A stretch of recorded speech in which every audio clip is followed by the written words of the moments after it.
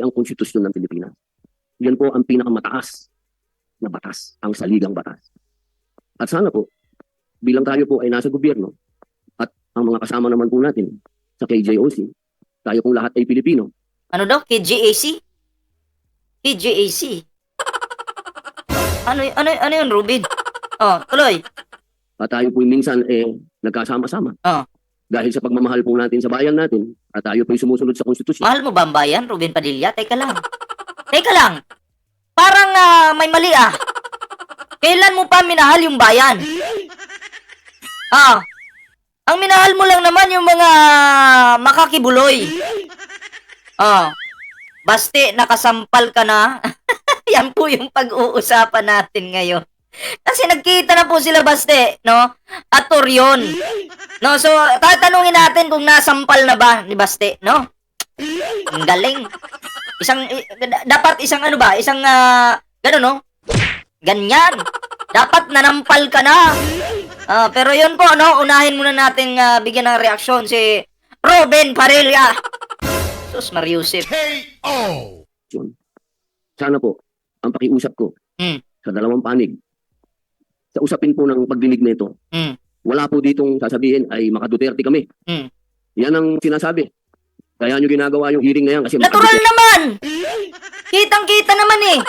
Ginagamit nyo yung Senado sa pansarili nyo para sa mga Duterte. Para depensahan ng mga Duterte. Kaya wag mong sasabihin. Masakit ba sa tenga na pag sinabing maka-Duterte kayo? Nasasaktan ba kayo?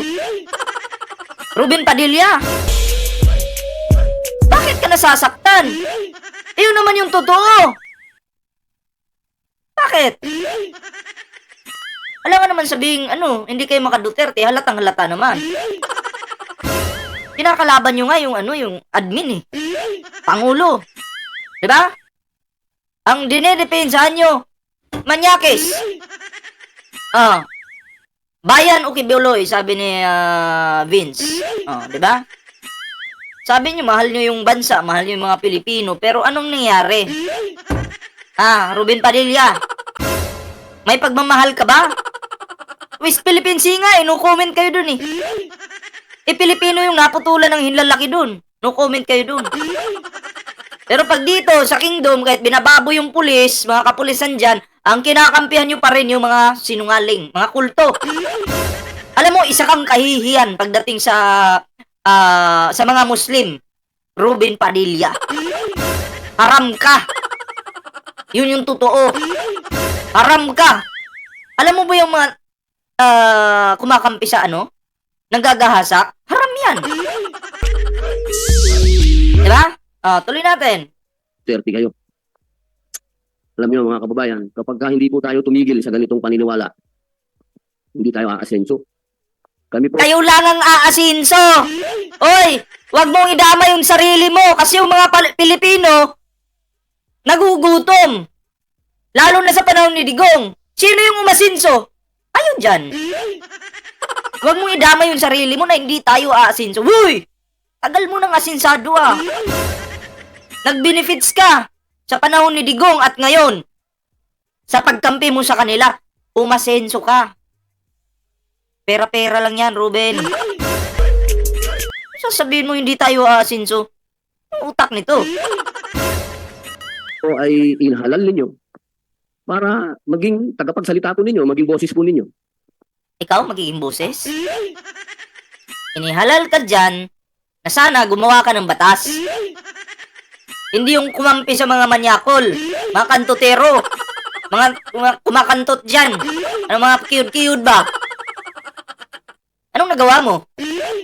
Pag may mag-walk out sa Senado, ikaw yung tagahatid.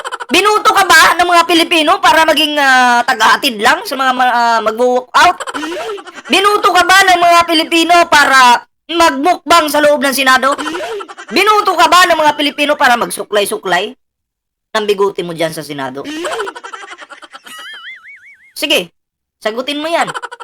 Ruben Padilla.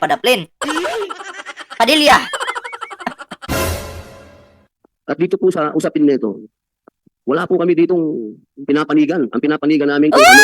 Kaululan! Maniwala po kayo doon, wala daw siyang pinapanigan. Pero kung papanoorin nyo yung hearing, buong hearing na to, di pa nga tapos Tapos bias na sila. Pinagtulungan nila si Torre. Pinapalabas nila dyan sa hearing na yan na sila yung tama. Diba? Hindi sila sinungaling. Diba? Hindi, one-sided po itong mga to. Kampe. San pa? Kay Kibuloy. Sabi nga ni Ruben Padilla, malaki ang naitulong sa akin ni Kibuloy nung tumatakbo ako pagka senador. Kaya tumatanaw yata ng utang na loob paano yung utang na loob mo sa mga Pilipinong nagpanalo sa'yo? Oh. Ano na yun, Ruben Padilla?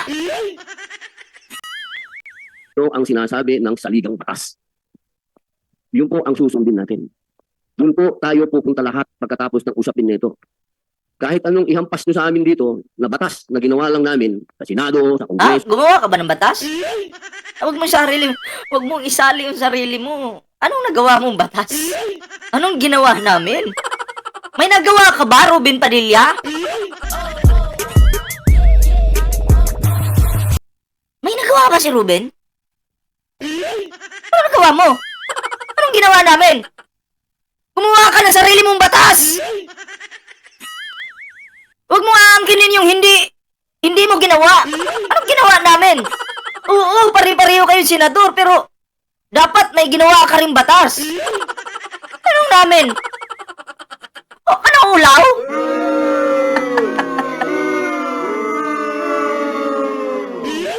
Nakakahiya!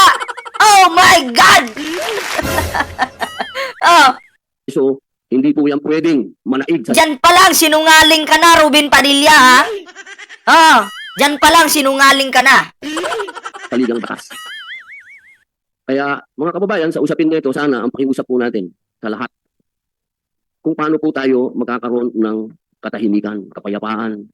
Paano natin ito matatapos nang wala po tayong sinasagasaan na kahit na anong karapatan ng inosente. Yung karapatan nga nung mga nagahasa hindi nyo nga pinagtanggol. Nasa Senado. Pumunta ng Senado. Pinagtanggol nyo ba, Ruben Padilla? Ang pinagtanggol nyo, yung pastor nyo. Ngayon lang po ako. Kaya nga ito kinakahiya po ito si Ruben Padilla ng kapwa niya Muslim kasi ngayon lang ako nakakita ng isang Muslim miyembro, kiniklaim niya kung na Muslim siya, pero ang puso niya nandoon sa mga kulto. Press 1 po, sino yung Muslim dito? Agree ba kayo? Agree ba kayo dito? Diba? Ang alam ko, ang mga Muslim, pag sa Muslim nga, underground ng Muslim ay bawal manggahasa. Or sa Muslim, bawal manggahasa. May kaparusahan yan. Kung hindi ka man mapalo kasi may papaluin ka sa likod ang tawag doon, parang yung ginawa kay Jesucristo. Ganun yung kaparusahan nun. No? Or pwede ka pang patayin pag talagang hindi kayang tanggapin ng pamilya yung panggagahasa na ginawa mo. Ganun yun. 'Di ba? Hindi ko alam bakit itong pinagtatanggol ni Ruben, Makati yung titi nung pinagtatanggol mo Tapos nandyan yung loyalty mo. Nagtatrabaho ka sa gobyerno pero kinakalaban mo yung gobyerno. Nangyari dito kay Ruben Padilla. Doon po sa mga sinasabi na may nagrereklamo sa kanila, wala po tayong dyan. Kailangan nilang sagutin ang sinasabi ng batas. Pero doon po sa mga taong walang tinalaman, nakikiusap po ako sa inyo, malinaw po ang paghihiwalay ng simbahan at ng Estado. Kanina po, maaaring sasabihin ng karamihan na si Ruben Padilla, ex-convict yan. Alam niyo, sa totoo lang naiyak ako kanina nung pumasok ako sa katedral ng KJOC. Muslim ako. Pero naging kaugalian ko na po yung pag pumapasok ako ng kahit anong simbahan. Nag-aalis po ako ng sapatos. Well, okay yun. Respeto naman yun Respeto yun. Kung simbahan talaga. Kung simbahan. Kahit ako, papasok ako sa kahit anong simbahan, hindi ko ipapasok ang tsinelas sapatos ko diyan sa simbahan. Kung simbahan ka, eto, mga kulto ito eh. Hindi naman matatawag na simbahan yan kasi nandyan. Sa loob ng kingdom may Bartolina sila dyan. Oh, may ano dyan, mga minor na pinagsasamantalahan. Paano mo bibigyan ng respeto ang kampo ng demonyo? Sige nga. Totoo yan, kahit anong simbahan, pumasok tayo, magbigay tayo ng respeto. Mga Katoliko ka man, Iglesia ni Cristo ka man, Muslim, born again, o kahit ano pang simbahan, tama yun na magbigay ka ng respeto. 'Di ba? Pero kung kulto ka, paano mo bibigyan ng respeto yan, lalo na may mga lumalabas ng mga issue dyan sa loob. May mga ebidensya pa, may mga witness pa. Kahit ako, putang ina, kahit maputik yung sapatos ko, papasukin ko yan. Ba't ko bibigyan ng respeto? Ang dumi ng paa ko, ang kingdom ni Kibuloy, madumi pa sa tae. Diba? Malinis yung paa ko, tapos maghuhubad ako ng sapatos, aapak ako sa lugar ng mga tae. Ha? Sige nga! Ay, nako. Pero kanina, Ako, Robin Padilla, normal na tao lang ako. Pero mukhang kung pagpapantay, kung pagdidikitin yung utak natin, ang layo mo. Ang layo mo. Sa mga sinabi mo pa lang dito, palpa ka na. Diba? hindi ko po nakilala na katedral yun. Hindi po ako nakapag-alis ng sapatos dahil huli na po nung sinabi sa akin na katedral pala yun. Ano daw? Hindi niya alam na katedral pala yun.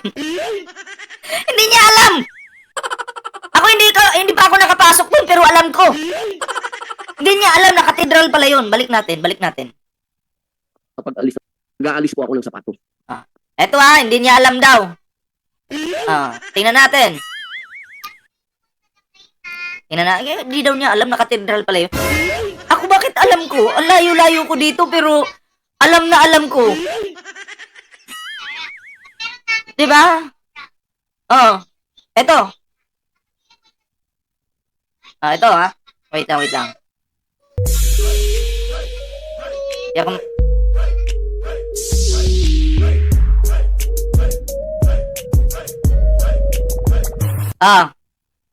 Pagmasdan nyo yung sasabihin niya, pakiramdaman nyo. Pero kanina hindi ko po nakilala na katedral yun. Hindi po ako nakapag-alis ng sapatos dahil huli na po nung sinabi sa akin na katedral pala yun. Ay, grabe.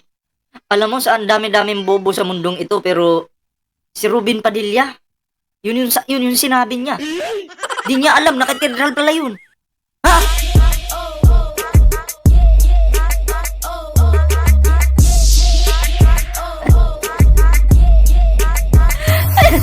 Nangyari dun? Di mo alam? Ako hindi pa ako nakaapak dyan, pero alam ko. Nakikita ko sa social media eh. Di ba? Pero ikaw nandyan ka na mismo, ginagawa mong tanga yung sarili mo, sasabihin mo dyan, di mo alam. Di ba? Kakahiya ka. Uy, salamat po sa 283 thumbs up natin dyan, ha. Tuloy natin. Ayo, ano sa tingin nyo? Yung mga sinabi ni Robin Padilla, kapani-paniwala ba? Oy, shoutout po sa lahat dyan, ha, mga nagko-comment. Mamaya, shoutout po tayo isa-isa mamaya. Okay? Nakikita ko naman yung pangalan nyo nandito sa screen, no? Ayan. At sa dami po ng tao kanina doon, hindi ko na po alam kung investigasyon ba yun ng Senado o investigasyon ng media. 2 beses po akong... Sa dami ng tao, hindi mo alam. Alam mo, Robin Padilla, pinapasok naman nila yung media. Natural, may investigasyon din yung media. Meron din yung Senado. Meron din yung PNP. Bakit hindi mo alam? Dapat alam mo yan, senador ka eh. Ha? Senador ka, hindi mo alam? Lasing ka pa? Or inaanto ka lang siguro? Nakakapagtaka. Ako bobo po akong tao, pero mas bobo pa to, promise, si Robin Padilla.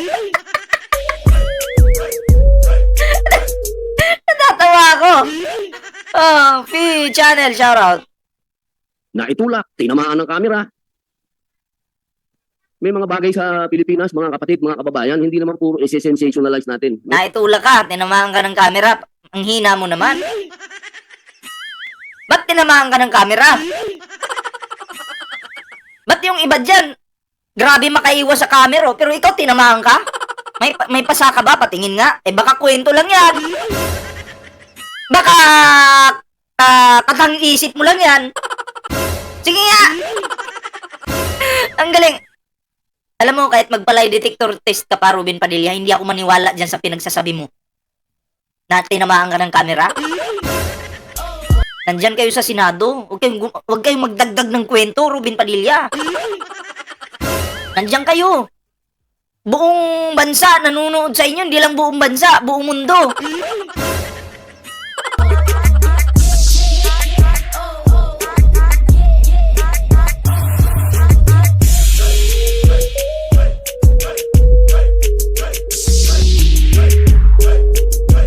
Buong mundo. Huwag dagdag bawas. Hindi maganda yan.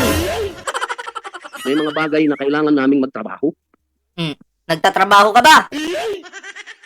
Nagtatrabaho ka ba talaga? Hindi ko ramdam. Asan yung batas na ginawa mo? Asan yung tinatrabaho mong batas? Meron ba? Ang tinatrabaho mo mukbang sa Senado. Tuklay biguti sa Senado. Oh. Yun ba? Trabaho na ba yun? Ang ina, kung ang pagtakbo lang pala sa Senado, ang trabaho lang ay lumamon, magmukbang, at maghatid ng nagwo-walk out, ay, tatakbo na rin akong senador.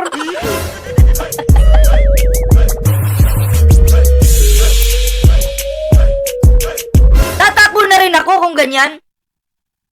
Kakaiba pala to, pwede pala, yan lang pala yung gagawin ng senador, magkumain lang, lumamon lang ng lumamon, mamulutan ng mamulutan, ay mamulutan tuloy, kumain, diba? Tapos pag may hearing na, nagsimula na yung hearing, pag ganun-ganun ka dun, yung mga kasama mo, nagsasalita na ngayon, ikaw pag ganun-ganun, ganyan yung reaction mo. Utang ina, wala pala sa isip. Ganun-ganun lang siya. Yan. Oh. Ano yun? Parang decoration ka lang dyan sa Senado, Ruben Padilla. Iyan yung totoo dyan. Dekorasyon ka lang. Diba? K.O. Paano po tayo magtatrabaho kung hindi kami makalapit doon sa gusto nyong... Makikipag-usap kami doon sa mga pulis, ayaw makipag-usap sa amin. Yun! Paano din magtatrabaho yung kapulisan kung hinaharangan ng mga kulto? Hindi rin makapagtrabaho yung kapulisan. Ang bilis ng balik sa'yo, Ruben Padilla, no? Yun! Papaano makakapagtrabaho ang ating mga kapulisan kung humaharang yung mga mga kulto? Makikipagdebate yung mga kulto. Hindi naman nagpunta yung kapulisan dyan para makipagdebate. Natumbok mo, Ruben. Diba? At hindi rin trabaho ng kapulisan para makipagchismisan sa'yo. Okay? Ang kapulisan nandyan, nagiging alerto yan. Huwag niyong i-distract. Kung ang pagpupulis pala ay pakikipagkwentuhan na lang, magpupulis na lang din ako. Magpulis ako tapos kwentuhan lang tayo buong araw. Ayan pala yung trabaho ng pulis eh. Ang makipagkwentuhan lang eh. Diba? O kwentuhan na lang tayo. Yan. At magpulis na lang din ako.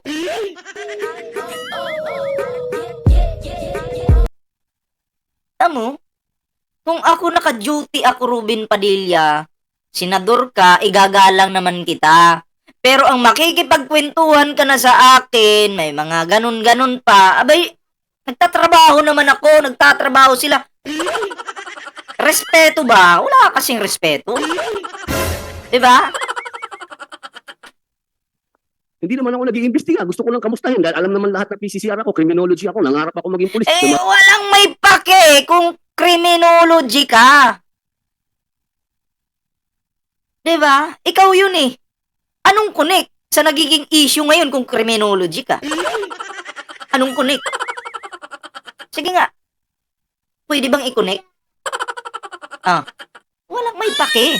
Well, maging proud ka sa sarili mo kung yan yung feeling mo. Pero kasi yung nagtatrabaho, huwag mong istorbohin. O ikaw ngayon, puntahan kita sa opisina mo, Ruben Padilla. Sa opisina mo mismo, puntahan kita. Makikipagkwentuhan lang ako sa'yo ng buhay ko. Buhay ko, kung ano yung naging buhay ko. Papansinin mo ba ako? Natural hindi. Kasi nagtatrabaho ka kuno eh. Ayoko makipagkwentuhan kay Ballpoint Man. Tama naman busy tayo dito, nagtatrabaho tayo. Ayun. Ganun yun, Ruben Padilla. Kung makipagkwentuhan, kung mag-iimbestiga ka, mag-imbestiga ka. Kung magkipagkwentuhan. Okay, sana kung may red horse sa gilid natin, kwentuhan tayo, way problema. Mabi ako sa mga pulis, nakikipagkwentuhan ako, ayaw makipag-usap sa akin, pambihira. Kasalanan pa pala ng kapulisan? Kasalanan pa. Wait lang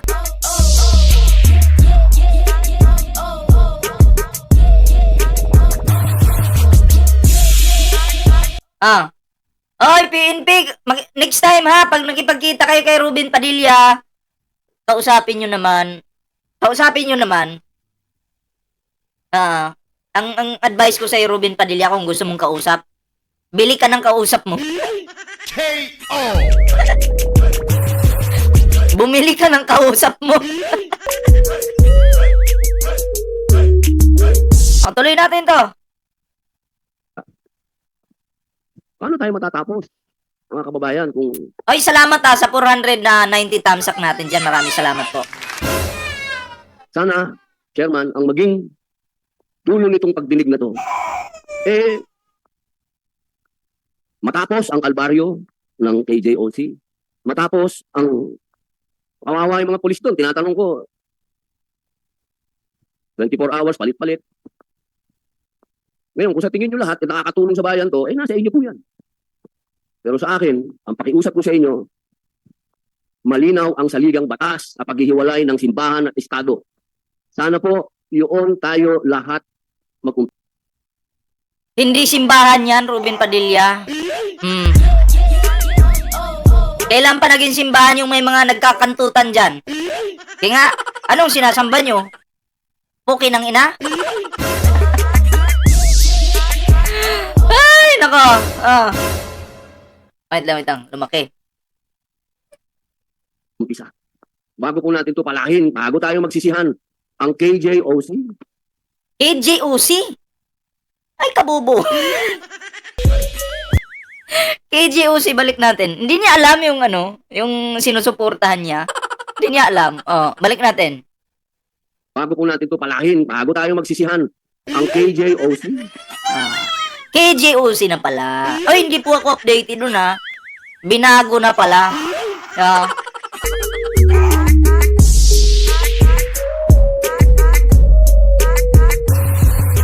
KJOC na pala. Ano yon? Kingdom Jesus of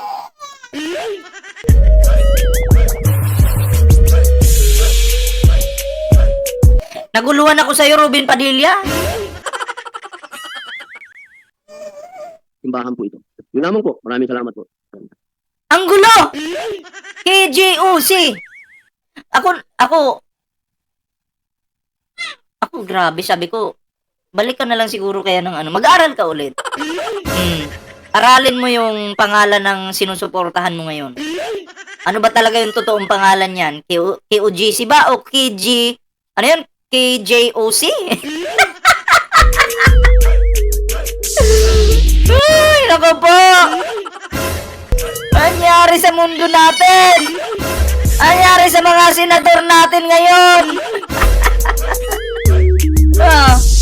Ito. Isunod natin si Baste. Gusto ko yung si Baste. Kasi nandiyan na si Baste. Ito si Baste. Ayan, si Baste. Baste! Di ba sasampalin mo si Tore? Si Baste po, si Baste, si Baste at Torre nagkita. Okay? Siyempre, nagkasalubong sila dyan. Pero, hindi po nakasampal si Baste. KO. Nanginig po yung kamay niya. Walang nagawa kay Torre. Ba't di mo sinampal? Ha? Yung hirap kasi dyan, yung magyayabang ka dyan sa mga interview mo, tapos pag nagkita kayo, hindi mo naman kayang gawin. Nagkita lang kayo, di ba? Ngayong araw na to, nagkita kayo, pero anong nangyari? Ala po, ang inig-inig kamay. Nangyari! Baste! Sabi ng iba, ang aming Baste! Matapang yan! Humanda ka, Torre, pag nakita ka ni Baste. Yun yung sinabi ng mga DD shits. Ay, eto na. Hindi nga nagpartida, hindi nga naghahanda si Torre. Hindi naghahanda yan si Torre, pero anyari? Ha? Nakasampal ba? Hindi nga makaimik, makasampal pa kaya? Ang paghaharap ni Baste at Torre, walang nagawa ang inyong sinasabing maiso.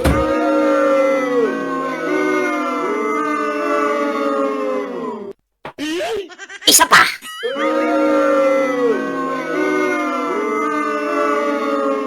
Ito ba yung mga maisog? Dinayo na kayo ni Torre sa Davao pero wala kayong nagawa. Anyari? Sige, pakinggan natin yung mga sasabihin ni Baste dito. Mukhang ang salita niya dito kalmado no?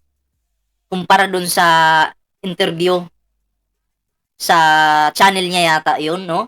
Kasi dito, mapapansin nyo na para siyang basang sisiw dito. Hindi siya makapagsabi, sagpaon ta karon. Hindi makapurma. Partida. Nasa Davao kayo, ha? Ladies and gentlemen, mayong hapon sa inyong tanan. On behalf of my fellow Davaoenos, we welcome the Senate Committee on Justice and Human Rights and the Committee on Public Order and Dangerous Drugs to Davao City. We are honored to have our esteemed Oy, thank you guys, ha? Thank you po sa mga dyan. 619 tamsak natin. Maraming salamat. senators elected by millions of Filipinos here today to help us seek answers and clarity on the recent happenings at the Kingdom of Jesus Christ compound in line with the PNP's implementation of an arrest warrant against specific individuals. On August 24, 2024, at least 2,000 PNP personnel led by General Nicolas Torre III and acting under the directives of PNP Chief General Romel Marbil entered the KOJC compound supposedly to serve an arrest warrant. However, what appears to be an arrest operation has already turned into a siege as PNP personnel have been occupying the said property, private property without proper authority, raising serious concerns about the legitimacy of the operation. The 13-day operation at the KOJC compound has raised questions from citizens on the integrity and legality of the said operations. Are these operations being done by the PNP still within the bounds of the law? Are the rights of the Filipinos being respected and protected? Nagtataka lang ako kay Baste dito. Ito yung nakita ko kay Baste ngayon, Pag normal interview, hindi na siya gumagamit ng kodigo. Pero dito, bakit may kodigo? Sabi niyo mga matatalino yung mga Duterte. Pero bakit may hawak na kodigo na binabasa? Simple lang naman yung pinag-uusapan dito. Yung issue dyan sa kingdom. Kailangan pa ba ng kodigo? Sige nga. Pero pag bumanat siya sa mga ibang interview, tuloy-tuloy, walang kodi-kodigo kasi nga, nonsense yung mga pinagsasabi niya. Yung sagpaon ta ka, sampalon ta ka, may pagganon-ganon pa siya, Diba? Ano yun? Mariusip naman. These are the critical questions that demand answers. This Senate hearing is an opportunity not only for us Davaoenos but for all Filipinos to understand why these events are unfolding in this manner. Alam mo, kami, kahit walang hearing, okay, alam namin yung totoo. Naggawa nga kayo ng hearing dyan, bias naman. Diba? Tama yung pinagsasabi ni Ruben Padilla kanina, balibaliktad, no? Wala sa issue. Wala sa issue. Yung kanyang mga lumalabas sa bunganga niya. Kundi yung sinasabi niya doon, yung experience niya dyan. Anong connect sa experience mo? Doon sa nangyaring issue ng mga nakarang araw. May connect ba? Alayo eh. Ah, If the PNP, the very institution that is mandated to uphold the law, is the one who violates it, where can the ordinary citizen turn for justice and protection? Who will defend the rights of those who are powerless?